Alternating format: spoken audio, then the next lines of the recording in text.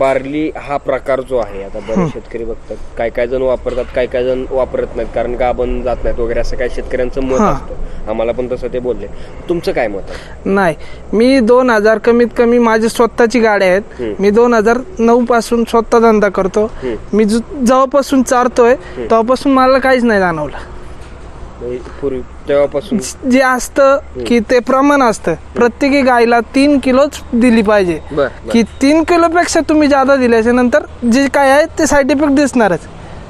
तुम्ही सांगा, आता मला काही गोष्टी आपण ओव्हर केल्याच्या नंतर त्याचे साईड इफेक्ट आहेत ना, नाही असे नाही आहेत ना, पण त्याला प्रमाण आहे. बरोबर, लिमिट मध्ये लिमिट मध्ये.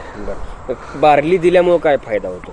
बार्ली दिल्यापासून फायदा तर दूध वाढतंय, गाई सुदृढ राहतीये आणि कॉस्ट कटिंग होतीये थोडीफार.